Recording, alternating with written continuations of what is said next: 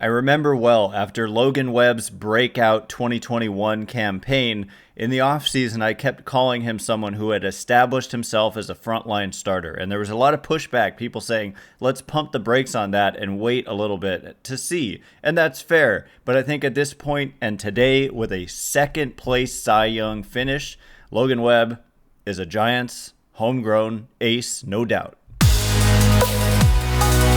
You are Locked On Giants, your daily San Francisco Giants podcast. Part of the Locked On Podcast Network, your team every day.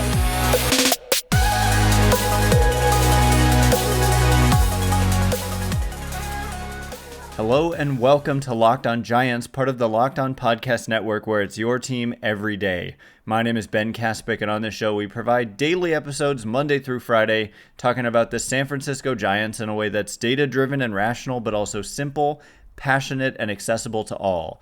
I'm a former contributor for the baseball statistics and analysis websites Beyond the Box Score and Rotographs. I've been podcasting about the Giants since 2015, and I'm a lifelong fan. Thank you for making Locked On Giants your first listen every day. We're free and available wherever you get your podcasts, including YouTube. Check us out there if you haven't already, and please hit that subscribe button wherever you're following the show. Today's episode is brought to you by Jace Medical. Empower yourself when you purchase a Jace case like I did, providing you with a personal supply of 5 antibiotics that treat over 50 infections. Get yours today at jacemedical.com. That's J-A-S-E medical.com. And coming up on today's show, the first order of business is undoubtedly the fact that Logan Webb was kind of like the slam dunk second place finisher in the National League Cy Young Award voting. Blake Snell was more of a slam dunk runaway winner, and congratulations to him. Possible future Giant. You know, there's a report about the Giants being interested in him that we're actually going to get into later as well. But Logan Webb had 17 second place votes. The next closest second place vote getter was Spencer Strider with 6. And so it was kind of like, I don't want to say unanimous, but strong sentiment that Logan Webb was just number 2 here behind Blake Snell. And I understand it for Snell. Even Logan Webb, like at the very end of the year, said, I think he and Snell went toe-to-toe in a game towards the end of the year, and Webb said that guy's going to win the Cy Young Award. And for good reason. But let's not focus on Snell. I mean, Logan Webb. This guy, his birthday's in 3 days. Happy early birthday to Logan Webb on the 18th. He's going to turn 27. And so the Giants have here just a homegrown ace. And I also remember, like, this season, it didn't start off great.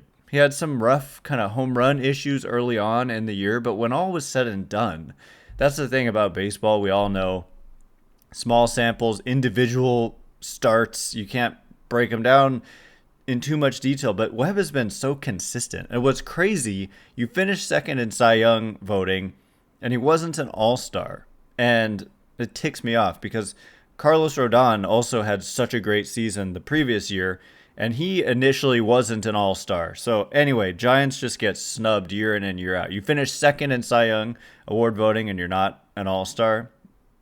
Nah, I don't like that at all. And it's not like this came out of nowhere. Webb, like I said, since 2021, his numbers he's pitched over 500 innings in 92 games, 91 starts, and he's got a 3.07 earned run average in his last 556 innings in his last 3 seasons. 148 and a third innings in 2021, 192 and a third in 2022, and 216 in 2023. He led the major leagues in that category, and that's a big reason why he finishes second here in the Cy Young voting. Now, the ERA has kind of fluctuated a little bit, 3.03 to 2.90 to 3.25 this year. So it's like, oh, it was actually a bit higher this year. But if you look at compared to the league average, it's stayed pretty much exactly the same. About 25% better than average run prevention from Logan Webb. And I don't know if I already said this, but 3.07 ERA, 3.00 fielding independent pitching since 2021, and 3.03 expected fielding independent pitching. Ground ball rate is always up among the highest in the game. This year at 62.1%. I want to say that was the highest in baseball, and his walk rate was just, I mean, if there was one thing, his walk rate was already good. In 2021 and 2022, it was like 6%. In 2023, it was 3.6%. And so he already was good at something, but he just dialed it in and took it to another level this year, and just being a ground ball machine who just throws strikes and prevents runs is just super valuable. And so the fact that the Giants got this extension done with him, I'm going to continue to stress, like, for all the criticisms of the front office and whatever, they did, credit is due when credit is due, and getting this extension done right before, during the season. It was a few starts into the season when Webb was, I remember watching the Zoom press conference, and Webb was like disappointed with how his season had started, but he ends up, that's the thing. And by the way, the Giants also got dominated by Garrett Cole on opening day, and he ends up winning the American League Cy Young Award. But for Webb, the extension starts in 2024, so it hasn't even started yet. He was already under contract for 2023. They had already established a contract for 2023 through the arbitration system, but the extension starts in 2024, and it's a 5-year extension. So you're looking at 5 additional seasons of team control that the Giants have over Logan Webb, and it's for $90 million total, which is on average a bargain. That comes out to what, $18 million a year? 90 million divided by 5 is $18 million a year, but it goes $8 million this 2024, $12 million in 2025, and then 23, 23, 24. And that has to do with the beginning part is lower because those were arbitration years, and those salaries would have been lower had he not signed the extension. And that's just how it works usually when you look at extensions like this. And so anyway, Logan Webb is a great pitcher. He's a great teammate. He has that like postseason, like the way he pitched in the playoffs. He's got that kind of, it's just amazing. Like certain guys just kind of fold, and it feels like the Giants time after time, they've had like Madison Bumgarner, and there are Ryan Vogelsong. I mean, they've just had guys who just step it up in the playoffs. And Logan Webb was that way in 2021, and just that will to win, that kind of intensity, and just main focus being just winning and hating to lose is what you want. And to have that out of him, and to have him under team control, he's already been a Giant since, I mean, he made his Giants debut in 2019. And so he's already been a Giant for 5 seasons, and you've got 5 more coming up. And so, and its ages 27, 28, 29, 30, and 31. So it's not like you're looking at 32, 33, 34. It's the prime years, and you just love to see it. So congratulations to Logan Webb. I think it's appropriate. Second place was where he probably belonged here. Blake Snell had an unbelievable season. Quantity of innings wasn't as high, but run prevention was like a whole run lower per 9 innings. So congratulations to Snell. Congratulations to Garrett Cole. But most of all, this is a Giants show. Congratulations to Logan Webb. Well-deserved. And hey, how about get this guy on an all-star team next year if he's doing the same thing he's done each of the last 3 seasons. So coming up in just a minute, we're going to switch gears. We're going to get into this report that the Giants are, quote, in on everything. What does that mean?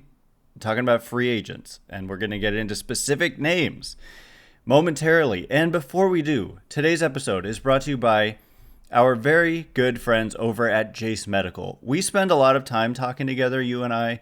We get fired up together on wins and losses, who starts, who sits. I'm thankful for that connection that we have. And today, I want our chat to be a little bit more personal. Whether you're on extended travel, which is literally going to be me in like 3 days, and you'll be seeing it if you're on YouTube, but very different background. You'll see where's Ben going. Or whether you're bracing for a major weather event, or limited by yet another supply chain issue, you're covered. Thanks to our partners at Jace Medical, life-saving antibiotics and a long list of daily medications can be ordered in a 1-year supply. Even ED generics for Cialis, Viagra, and Revatio prescriptions. Go online right now at jacemedical.com to receive your 12-month supply of your daily medication. Remember to use promo code LOCKEDON at checkout for a discount as well. If you or someone you love would get some peace of mind by having a year's supply of any daily med, I know I would and do, go to jacemedical.com to see if it's offered for you. Remember to use promo code LOCKEDON for $20 off your first purchase. All right, as promised, we're going to discuss this quotation. The Giants are, quote, in on everything. Who said it? Do we believe them? What does it mean on everything? I mean, I guess it means everything, right? But we're going to get into some specifics in just a minute. Thanks again for making Locked On Giants your first listen every day. Coming up later in the week, we've got the tender/non-tender deadline on Friday. I don't anticipate any non-tenders by the Giants, but there's always interesting ones around the league. And then also the Giants have a tendency to work out contracts with their arbitration eligible players by this tender deadline. They don't have to, but they often do. And so that's going to be coming up later in the week. And we also want to get back into the mailbag questions as the hot stove is finally going to start heating up as we get closer to the winter meetings. Anyway, like I said, there was a report that the Giants are, this is John Heyman, who is an MLB Network insider. John Heyman, famously the person who said Arson Judge appears headed to Giants. And so he got dunked on pretty hard for that. And of course, Giants fans will never forgive him for that. But, you know, he's a nice guy and just, he's not, he's kind of a mouthpiece for Scott Boras, it seems.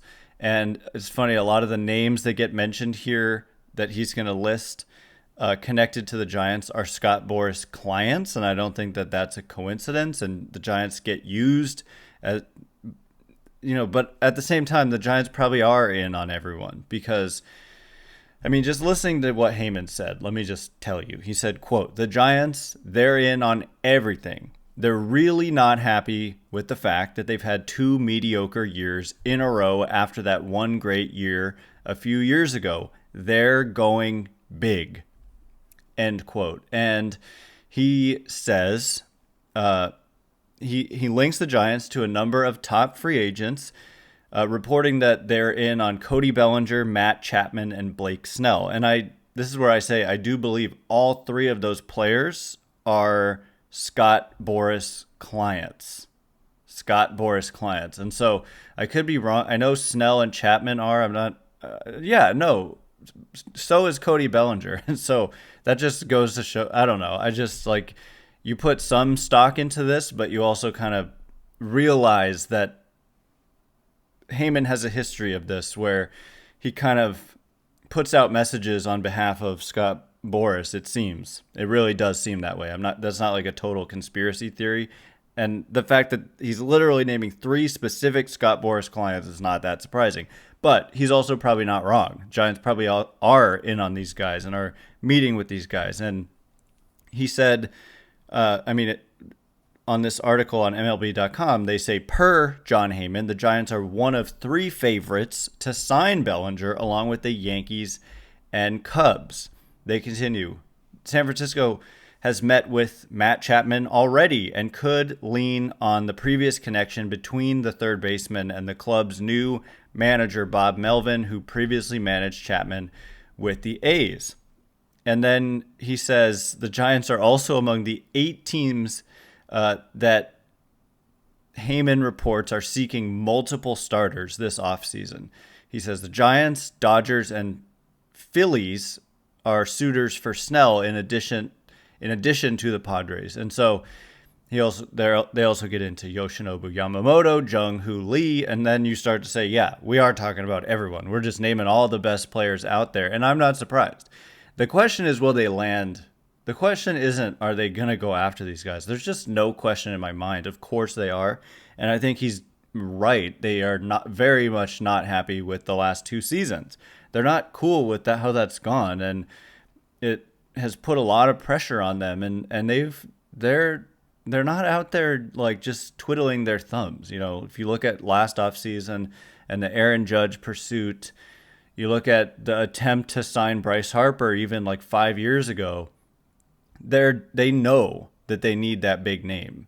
And Heyman says something about Shohei Otani, which gets kind of not refiltered, but also said by another reporter, which we're going to talk about in a minute as well. But on Shohei Otani, this is what John Heyman had to say. He said, I think the Giants are going to be there, or to be in there big on Otani. Obviously, we know they've gone for big players over the last few years. For whatever reason, they've not been able to get them. They did have an arrangement with Correa. Obviously, that did not work out. But they've had trouble getting guys. In this case, I do think Oracle Park could work against the Giants when he's talking about Otani. I don't know, man. I mean, Otani has such huge power. It's kind of like Bonds, you know. Oracle Park didn't affect Bonds. It's basically affected everybody since, but it didn't really affect him. And Otani's kind of got that kind of power. And he hits a lot of balls to center, where Oracle Park is actually one of the shallowest in the game now that they added those bullpens. So I digress. He says, tough park for a left-handed power hitter, certainly from a home run perspective, but man, think of the majesty, the majestic quality of those Bonzian home runs into McCovey Cove, and just imagine. I know a lot of you just think there's zero chance they get Otani, but hey, as long as he's unsigned, we're going to talk about it. And the fact that we've got legitimate reporters, Alex Pavlovich, John Shea, people in the know saying that they are going to go all in on Shohei Otani, I fully expect that. The question is just, would he pick them? And that's what we're going to get into a bit later, is this other report. So anyway, John Heyman says, I do think the Giants probably have a hurdle there regarding the ballpark, but I do think they will be in there big. So that's the end of the quotes from John Heyman. The other kind of rumors regarding the Giants have to do also with Shohei Otani, and it's courtesy of Jim Bowden. Now, Jim Bowden is somebody who, quite frankly, I mean, he's a legitimate reporter himself, in a way, I suppose. But Jim Bowden, he was a former Major League general manager, and yet he kind of puts out some crazy trade scenarios and says some crazy things. And he had a lot to say about the Giants' potential pursuit of Shohei Otani. So coming up in just a minute, I am going to get into the exact quotes from what Jim Bowden had to say about the Giants and Shohei Otani, their chances of getting him, what level of involvement they will have with the Giants. And again, like, we've got to take into consideration who is saying this stuff. And so I'll explain kind of where Bowden lands on that spectrum of trust and what does he have to say. And he has intel. So we'll get into it in just a minute. And before we do, today's episode is brought to you by the best sportsbook in America, and that is obviously FanDuel. Score early this NFL season with FanDuel. Like I said, America's #1 sportsbook, because right now new customers get $150 in bonus bets with any winning $5 money line bet. That's $150 if your team wins. And I'm just looking right now on FanDuel.com. And coming up this Sunday, the Niners play the Bucks, and the money line is minus 750 for the 49ers. And so this literally means you place a $5 bet on the Niners to win, even at those minus 750 odds. And if the Niners do in fact win, I don't know, you get $150 in bonus bets. So if you've been thinking of joining FanDuel, there's just no better time to get in on the action. The app is so easy to use. There's a wide range of betting options. And all you have to do is visit FanDuel.com/lockedon. You can bet on spreads, props, player props, over-unders, and more. Again, FanDuel.com/lockedon and kick off the NFL season. FanDuel, official partner of the NFL.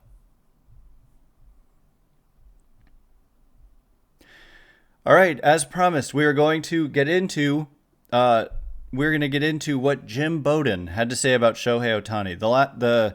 In case you haven't noticed, we've been doing these episodes, first of all, late at night, and I feel like explaining myself every time. To those of you who are everydayers, I apologize for continuing to say this, but I'm living in a house that is under construction, and so it is hard. Like, I have to wait until evenings at the earliest to record, and that's going to change as I go on vacation, coming up on next week. So I should be back to earlier, and then hopefully by the time I'm back, that changes. So anyway, thank you for bearing with me. Thank you for not getting mad about my lack of a pretty background like I used to have. If you're a first timer to the show, then you don't know what I'm talking about. But anyway, I don't know where I was going with that. But thanks again for making Locked On Giants your first listen every day. And we've got arbitration coming up. Arbitration eligible players being tendered or non-tendered. Last year, the big non-tender was Cody Bellinger. And now he was non-tender by the Dodgers. They could have just kept him around, but they chose to let go of him because he was probably going to make about $20 million. And who this year are going to be the big surprises, because once they're non-tendered, they join the free agent class. And so it's always a very relevant day. And the Giants have 6 arbitration eligible players. I should not try to go off memory, but some of the biggest ones: Tyro Estrada, JD Davis, Mike Yastrzemski, Austin Slater, and there are a couple of others as well. And I expect them to tender contracts to all of these players. And one of the big reasons is, through arbitration, the way it works is that you get below market value. You pay below market value for like if these guys were free agents, they would make more. Like Tyro Estrada is probably going to get $4-ish million, something like that. Whereas if he was a free agent, he would get much more than 1 year, $4 million. And so that's why you say, for sure, yes, we are going to tender you a contract. Anyway, look out for that and mailbag questions and any rumors and any reports later on this week. But Jim Bowden of, where does Jim Bowden even work out of these days? I think MLB Network Radio is the employer of Jim Bowden, former Major League general manager. Yeah, well, I don't know exactly where he works, but I'm not sure. The Athletic. He also writes for the Athletic. But here's what he had to say on MLB Network Radio on Sunday about the Giants and Shohei Otani. He said, quote, "I don't think there's any doubt the Giants are going to offer Shohei Otani $500 million, and I won't be surprised if they outbid the Dodgers. I won't be surprised if they outbid the industry. My question is, will he sign there?" He goes on to say, quote, "My intel has told me clearly, and I think Shohei has said it publicly through his translator. I'm not 100% sure, but I think he has. But it's been very clear throughout the process that winning is going to top everything. It's not about the most money. It's about the best chances at the most times on the World Series stage." He continues, "And I believe the Texas Rangers have the best shot to land him. The Dodgers and the Mariners. I do think winning matters, and I don't see the Giants' path to winning. And as well as I thought the Dodgers would be, and as well as I thought," I don't know how this is written weirdly, "I thought the Dodgers would be on that list. All of a sudden, I have a lot of questions about their pitching long term." So that's kind of my early take on Otani.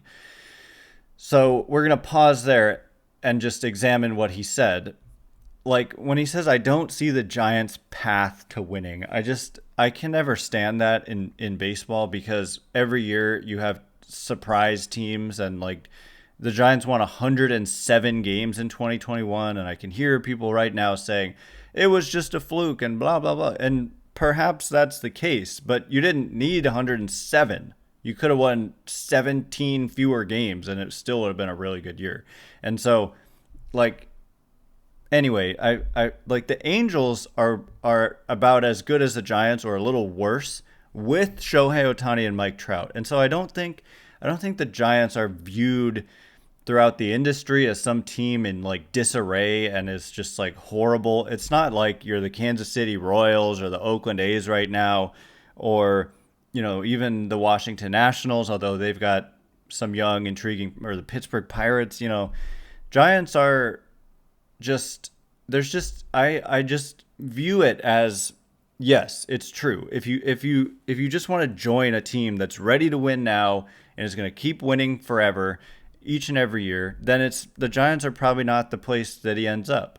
But the path I see, I'm not saying it's the most likely path, but the path I see is he becomes the guy who takes them there. I don't think the Giants are that far away. Like when you're talking about Shohei Otani and you start to think about things like wins above replacement, when he's pitching and he's hitting, he's like a 10 WAR player. Okay. And so that means if your true talent is like 81 wins, which the Giants have been at roughly the last couple years, it brings you to 90. And then maybe you add some other pieces and all of a sudden you are on that level. And the Giants have had kind of the complementary pieces, but just lacked that true impact. And so there's potentially an allure there where it's like, I'm the guy who goes there and puts this team into that position. So I'm probably just like wishful thinking here, but I don't know. I mean, this is the biggest free agent ever, probably. And so as long as he's out there, we're going to talk about him. Like I said, and I'm not saying they're the favorites, but I agree with Jim Bowden. They're going to be in. And he goes on to say, would I be surprised if San Francisco puts the biggest offer in front of Otani? Not at all. Would I be surprised if San Francisco is the team that drives the financial train for him? Not at all. I think they'll be the lead train. And yes, and then there was a report, of course, it's mentioned in this article. This is by Taylor Wirth, the great Taylor Wirth of NBC Sports Bay Area. He mentions that there was a report, recently from multiple anonymous GMs telling ESPN that Otani's market could develop quickly and that he could sign even before the winter meetings, which get underway in like just over 2 weeks. And so, man, would that be crazy? So we don't know what's going on behind the scenes. We have heard that leaks of meetings and stuff would be held against teams if stuff got out. And so don't expect any rumors here, really. Like nobody really knows anything, and the team, this is going to be airtight. And it's just all of a sudden you're going to find out Shohei Otani signed somewhere. And, don't expect the Aaron Judge like hotel video situation, which was staged, which still staged by Aaron Judge and his representatives, which still gets under my skin. That whole thing, what a clown show, honestly, in retrospect, by Aaron Judge to stage that arriving at a hotel. And it was like, Aaron Judge in San Francisco, what are you doing in the city? But it was fake. That's so, ugh. But Otani's not about that. He wants airtight meetings. Like, for all we know, the Giants are meeting with Otani tomorrow. Like, we just have no idea. So, yeah. Anyway, that's what Jim Bowden had to say. And like I said, where does Jim Bowden fall on the trust? How much do you trust this reporter scale? He falls on the lower than average portion of it. I would say John Heyman is like maybe even on the above average, but he also kind of has underlying motives that aren't explicitly discussed by him. He, like I said, he's kind of a spokesman for Scott Boras. He kind of just puts Boras messages out into the public, whereas Jim Bowden just seems sometimes to just be way out there with some of his trade proposals are just outlandish and crazy. And so I wouldn't put a ton of stock into this, but where there's smoke, there's fire. And you're hearing relatively major reporters talking about the Giants being essentially, like, he's talking about Giants are going to put the best offer together for Shohei Otani, and you've got Heyman saying they're in on everybody and they're going to be in huge on Otani. So there's just no doubt to me that that kind of stuff, whether it's precisely true or not, they're big game hunting again. And the question is not, are they going to go after these guys? The question is, are they actually going to come away with somebody? And that's the fun of the offseason. We don't know. And the real fun was like that tweet, the Giants are in agreement with Carlos Correa on a 13-year, $350 million deal. Hopefully, we get a couple of those types of tweets this year and we get to go crazy and do an emergency podcast where we can barely contain ourselves. So anyway, that is all the time we have for today. Thanks again, by the way, for making Locked On Giants your first listen every day. Every dayers later this week. We've got mailbag questions I want to get to, and of course, breaking down the upcoming tender/non-tender deadline, estimated salaries, what it'll put the Giants' payroll at, because, you know, going into free agency, and that's why they like to come to financial terms prior to the actual deadline to make an agreement, which is way down the road. So anyway, once again, my name is Ben Kaspick. Check me out on Twitter at Ben Kaspick, Kaspick. If you like this show, please consider rating it or leaving a review. It helps me out so much. So thanks in advance, and thanks to everyone who's done so already. I cannot wait to be with you again tomorrow. Thanks again for listening today. You are now Locked On Giants.